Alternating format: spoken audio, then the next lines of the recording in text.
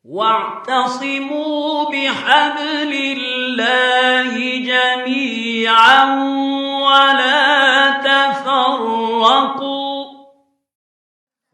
Ke berapa? 100. Surat Al-Adiyat.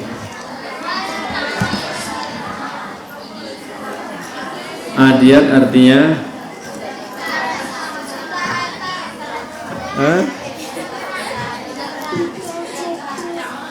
adu, artinya adu. Al-adu artinya itu sprint artinya berlari kencang. Jadi kalau lomba lari 100 meter itu namanya adu berlari kencang. Apakah yang dimaksud yang berlari kencang itu? Kebanyakan ahli tafsir menyebutkan yang berlari kencang itu adalah kuda. Ada yang mengatakan onta, karena dua-duanya itu hewan yang biasa dipakai berperang. Tapi yang lebih umum adalah kuda. Ada juga yang mengatakan bahwa semua yang penting berlari kencang. Kudaku lari kencang, gitu ya. Wal adiyat dhabha. Dhabha artinya apa? Meledakkan apa? Wal adiyati dhabha. Itu dhabha. Ya, antum kalau lari kencang akan cepat gitu. Wal adiyatu dhabha. Allah menggambarkan satu yang sangat bersemangat, vitalitas dengan 5 hal. Kalau antum sedang bersemangat, 5 hal ini. Tapi kalau antum sedang loyo, sedang malas, maka antum kehilangan 5 hal. Yang pertama, antum sedang berlari kencang. Kalau antum nggak pernah berlari kencang, berarti ada sesuatu yang kurang.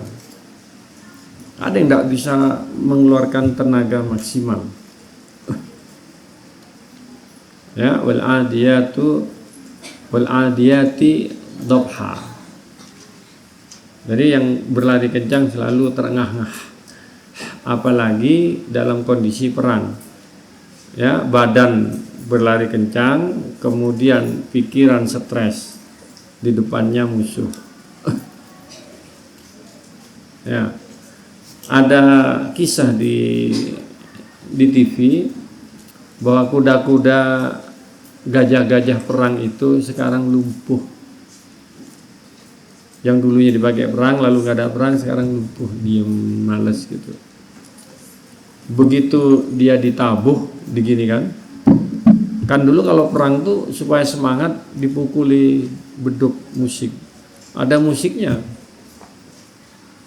Nah, itu ketika ditabuk itu semangat lagi. Kalau dulu di zamannya kerajaan di Jawa, ada yang jago perang naik kuda menangan, musuhnya itu mikir gimana caranya melawan. Ternyata dia pakai kuda perempuan. Akhirnya kudanya nggak mau jalan, nggak mau perang. Nah, gitu. Bawa kuda cantik, kuda jantannya nggak jadi perang. Karena senjatanya selain pedangnya, selain orangnya, kudanya juga penting. Ya, jadi orang dulu perang pakainya kuda, berlari kencang. Sekarang mungkin sudah tidak banyak pakai, tapi satu tempat-tempat tertentu masih penting kuda. Di Inggris masih sering pakai kuda.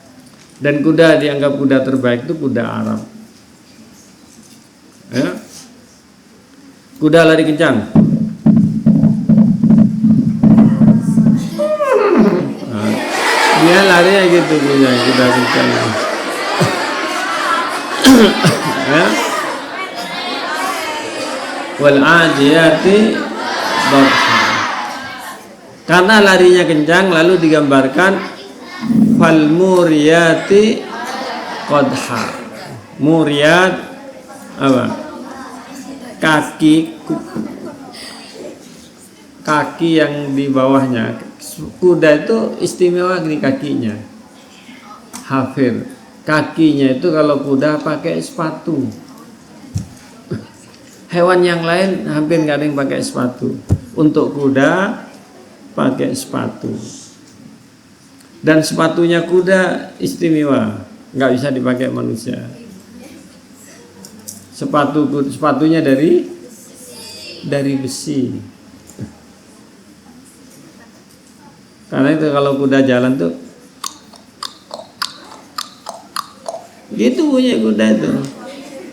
Kalau lari itu, karena kakinya ada sepatunya, kayak pantopel gitu. Ya, tapi kok judulnya di sini apa? Judulnya adalah karena cinta harta, ingkar nikmat dan lalai menyiapkan akhirat. Nah, itu.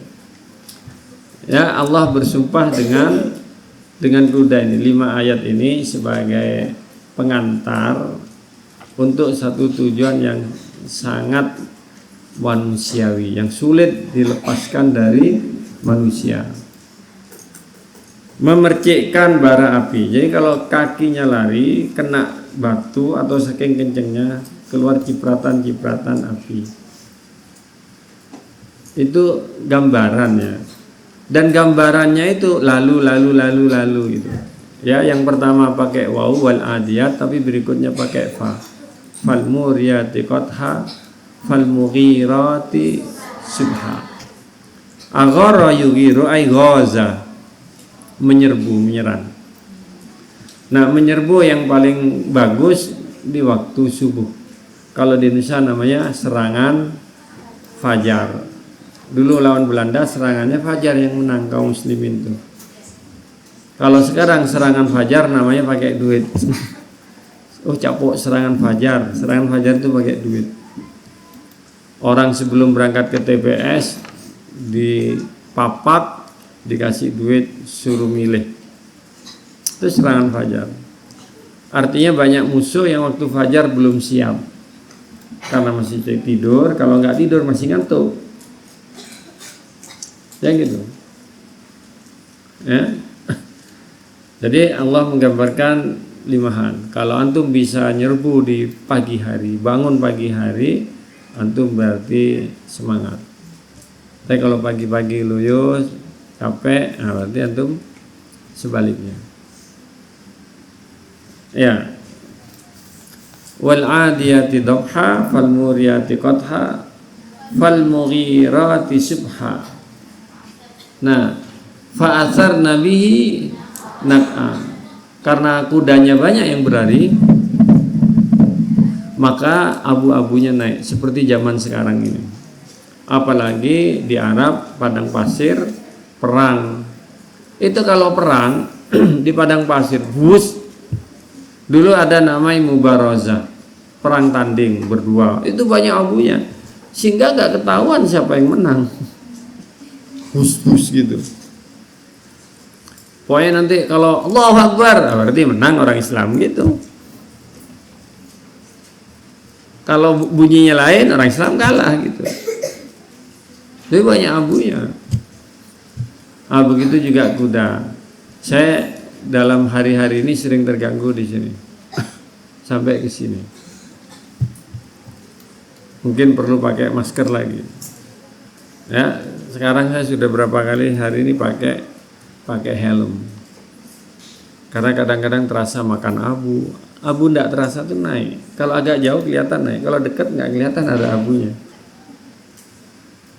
Ya, kalau jauh gitu tuh kelihatan ada abunya. Kalau dekat nggak kelihatan abunya. Coba antum kalau ada pagi-pagi lah, ada embun, ada awan gitu. Di sekitar kita kayak nggak ada. Tapi kalau di sekitar situ ada. Nah, gitu. Fawasatna bihi jam'a. Wasato, lalu dia naik kuda nyerbu ke tengah-tengah pasukan musuh. Ada yang mengatakan wala tulqu biaidikum ila tahluka, jangan bunuh diri. Kalau ada antum perang gitu sana 500, antum maju sendirian, itu bukan mengantar nyawa, bukan itu maksudnya.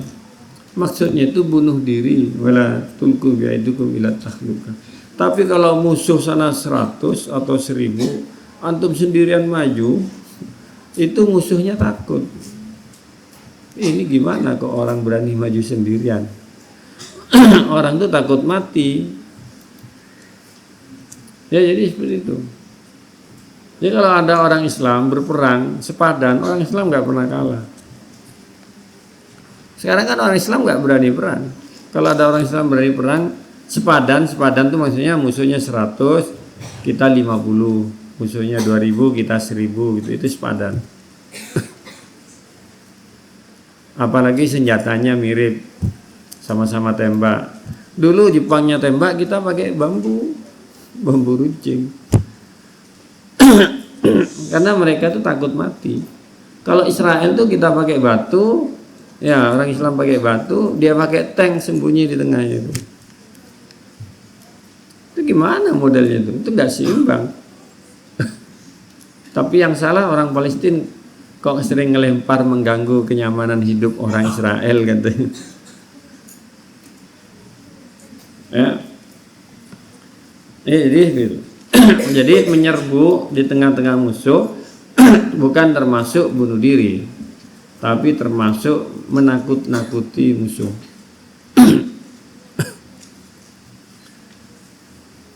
Ya.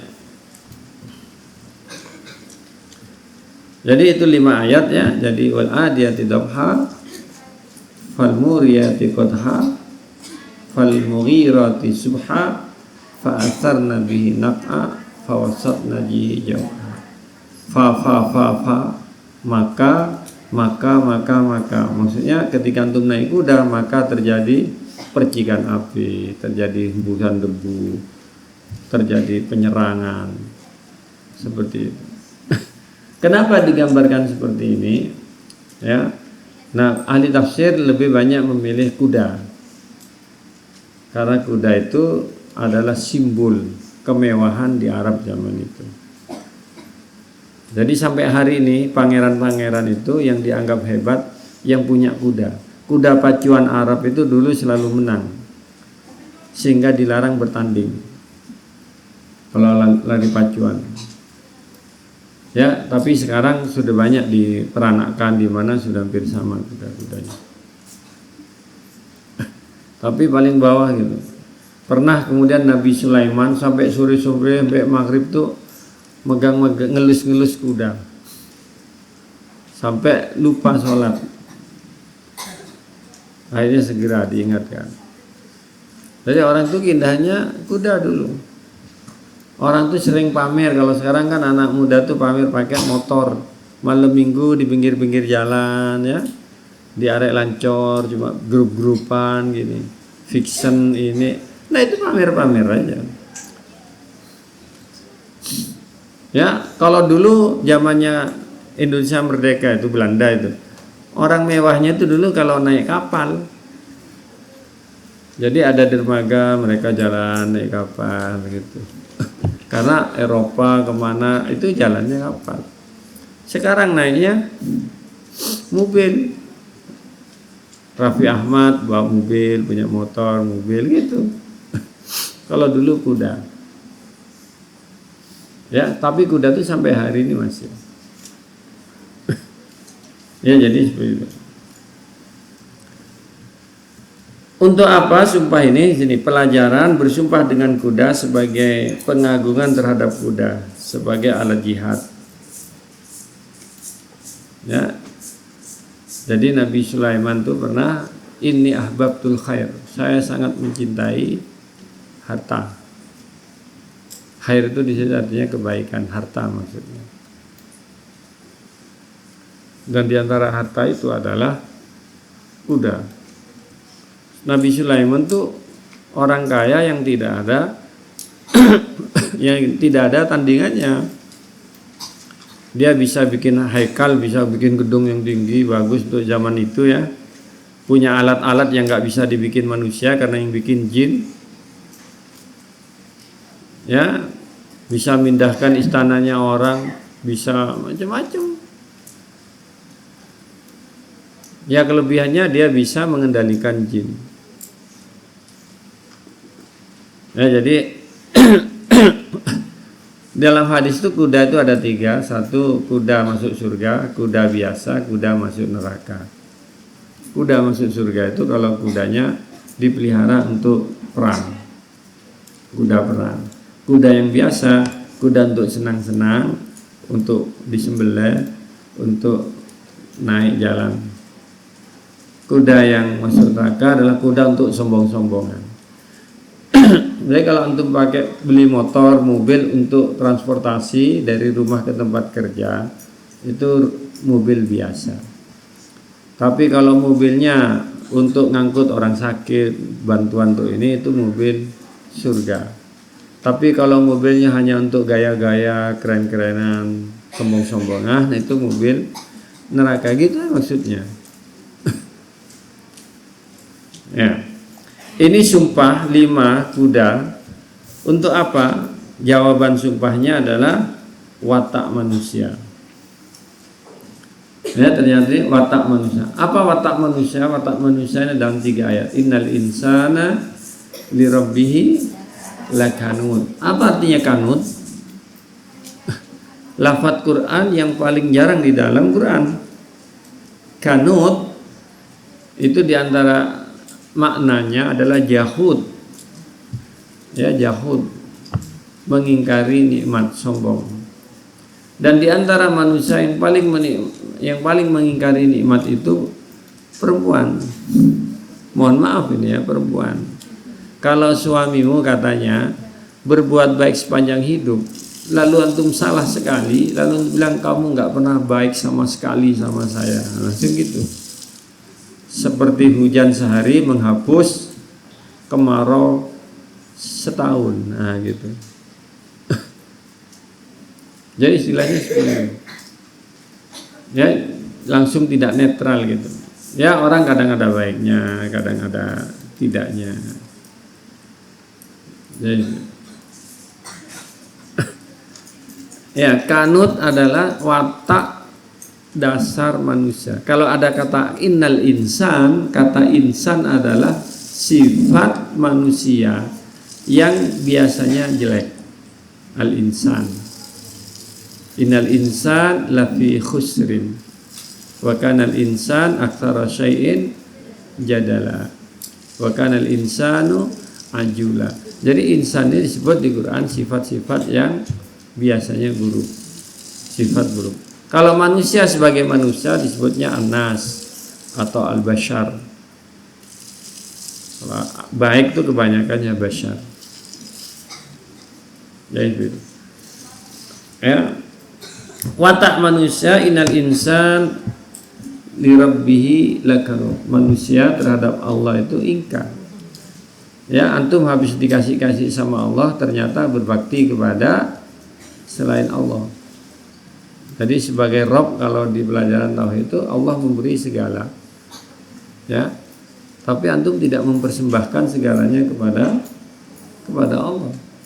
Jadi, kenapa manusia bisa seperti itu? Wa innahu lihubbil khair lasyadid.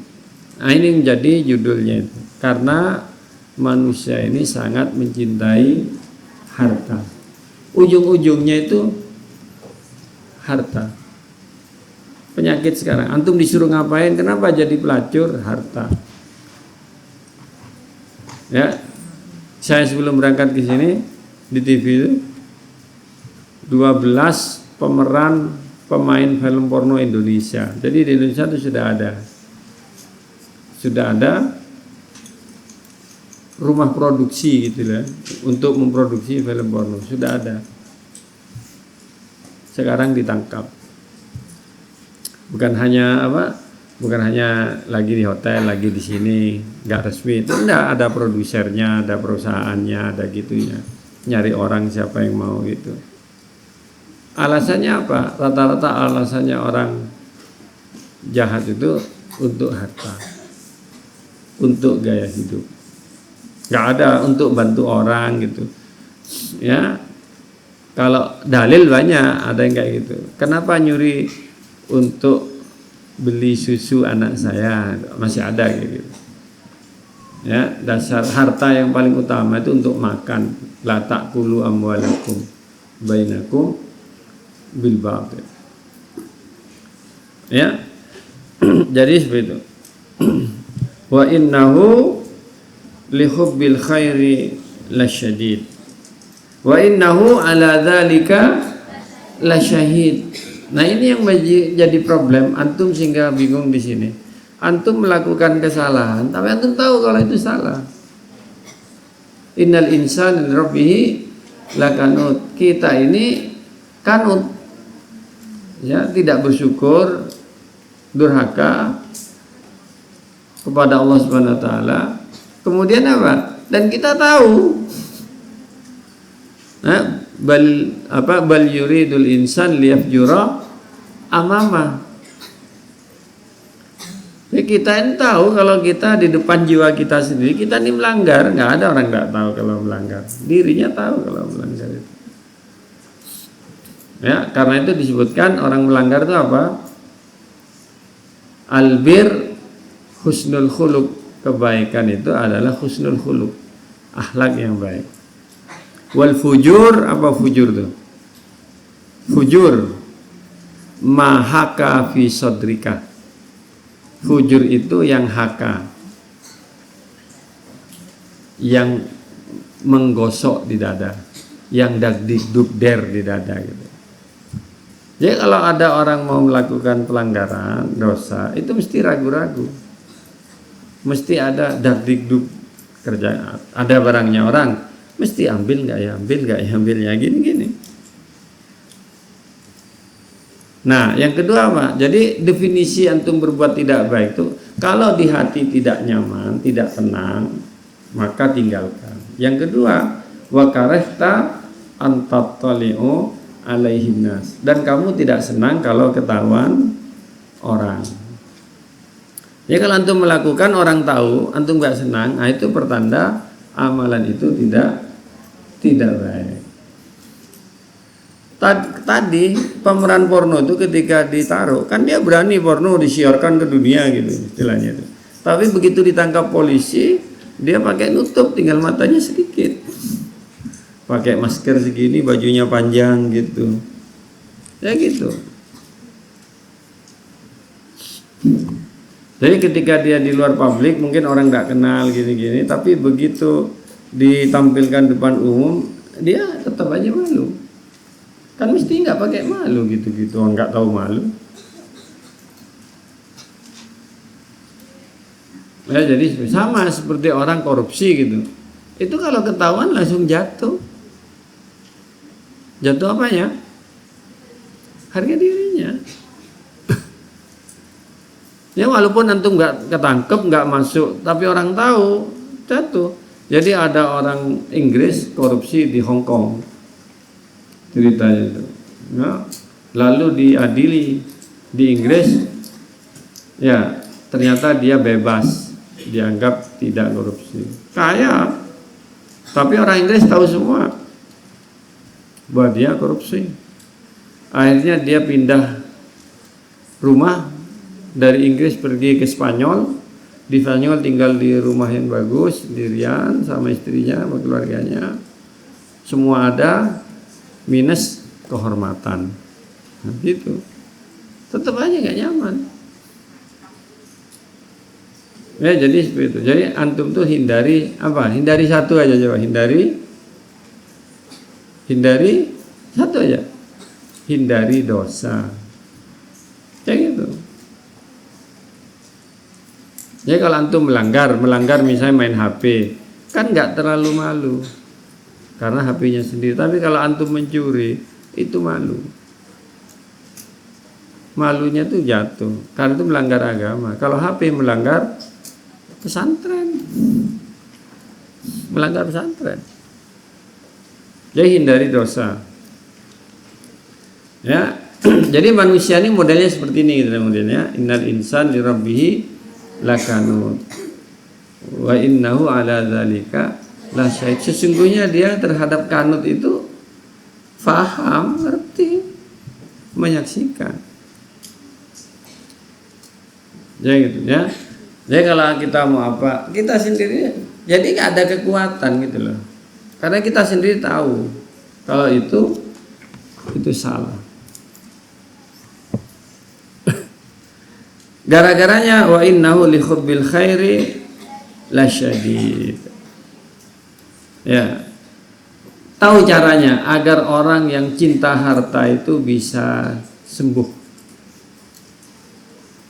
Supaya dia biasa saja gitu. Ya, maka di sini tulis terapi solusi, ya, solusinya adalah atau terapinya adalah ingat akhirat, ingat hari kebangkitan. Jadi kalau orang bekerja kalau dia ingat mati, maka dia akan mengurangi kerjanya itu, lalu mulai mempersiapkan akhirat.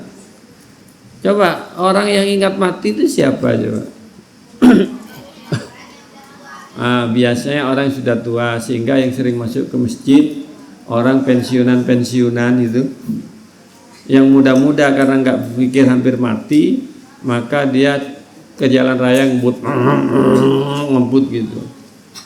Yang sudah tua pensiun sudah masuk masjid sholat. Kayak seperti itu.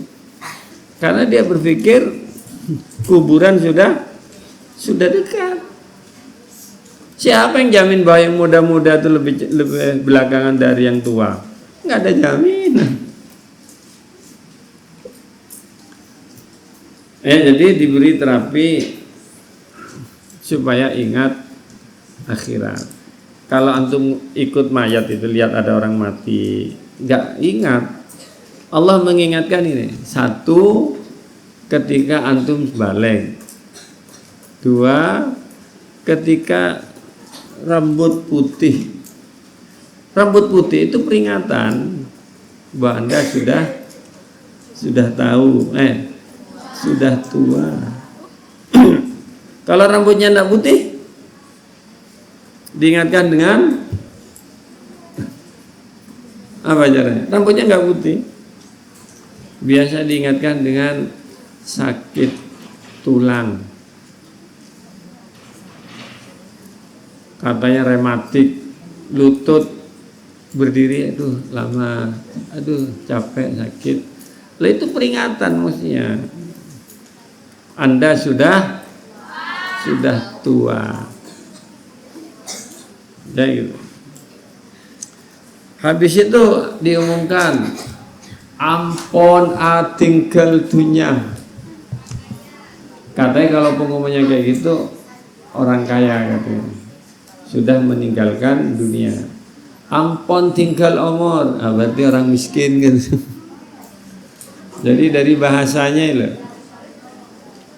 ya, di masjid-masjid lah diumumkan sudah meninggalkan dunia. Orang kaya berarti karena punya dunia. Sudah meninggalkan umur, berarti orang miskin gitu. Ya. Jadi kalau ada orang masuk ke kuburan, lihat kuburan, tidak ingat mati, nggak memperbaiki diri, berarti nggak ada lagi yang bisa memberi nasihat. Ya, ini kenyataan yang lebih luas ini. Lihat masuk kuburan, astagfirullah ya Allah. Gitu. Maka di sini diingatkan sebagai terapi afala ya'lamu idza bu'thira ma fil kubur. Apakah manusia tidak tahu kalau dibangkitkan dari kubur? Ba'saro artinya yang kemarin al-qariyah. Ya, kal farashil mabthus manfush. Bu'thira itu keluar dalam berpencar-pencar. Jadi apabila manusia keluar dari kuburan,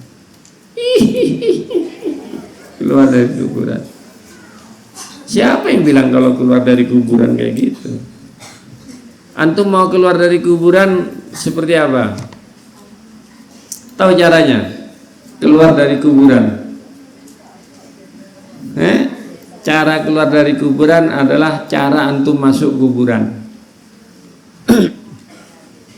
Kalau masuk kuburannya dengan La ilaha illallah Muhammadur Rasulullah, nanti keluarnya bilang La ilaha illallah Muhammadur Rasulullah. Kalau antum matinya sedang labbaik Allahumma labbaik, nanti bangun labbaik Allahumma labbaik gitu. Kalau antum mati kena tembak luka, nanti keluar kuburannya keluar darah luka juga. Kalau antum matinya tabrak, buatnya hancur, matinya kayak gitu, nanti antum miso-miso pas keluar kuburan. Ya, katanya orang camplong sini, ada orang camplong meninggalnya di Mekah, di dekatnya Ka'bah, tapi meninggalnya itu mati. Jadi keluarnya itu mbak, ya, dia ingat kambingnya yang nggak disembelih mungkin gitu ya. Ya, orang tuh kalau meninggal malaikatnya datang ingat semua bayangan-bayangannya itu. Antum pernah nggak saat kondisi dosanya ingat? Pernah nggak? Saya pernah naik gunung dengan teman saya. Di atas gunung batunya jatuh-jatuh itu, licin. Bersembilan tidak salah saya. Yang saya ingat itu cuma dosanya. Kenapa tadi saya nggak izin bapak saya waktu di sini dia datang? Kenapa? Itu aja kesalahan yang diikir. Naik di atas itu. Ya, orang dalam keadaan berpikir mati itu dekat. Nah itu nanti yauma yatadzakkarul insanu masa. Dia ingat apa yang dia kerjakan. Malah hadir ditampilkan. Ya, diingatkan di sini afala ya'lamu idza bu'thira ma fil qulub wa husila ma fis sudur. Ya. Dan ditampilkan apa yang di dalam dada. Dada itu tempat rahasia namanya. Yauma tublas sarair. Tidak ada rahasia, semua rahasia akan ditampakkan. Jadi antum hilangkan rahasia itu. Rahasia itu apa sih? Rahasia itu apa? Rahasia sesuatu yang orang tidak boleh tahu, hanya saya yang tahu. Biasanya antum rahasiakan itu apa? Kejelekan, keburukan. Ya gitu. Ya, kalau antum banyak rahasia berarti banyak keburukannya.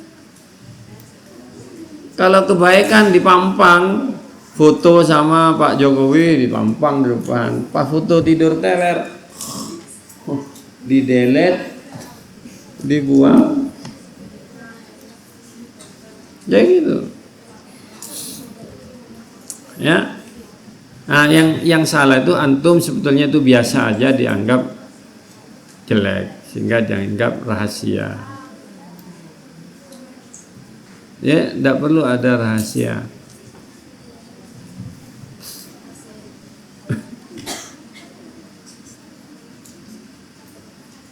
Inna rabbahum bihim yauma idzin la khabir. Sesungguhnya Allah, ya Tuhan kita, terhadap manusia hari itu la khabir, akan memberi tahu. Ya, Allah itu satu, melihat, mendengar, menyimpan, mencatat, menyimpan, kemudian nanti menyampaikan, mengabarkan, memberitahukan, terakhir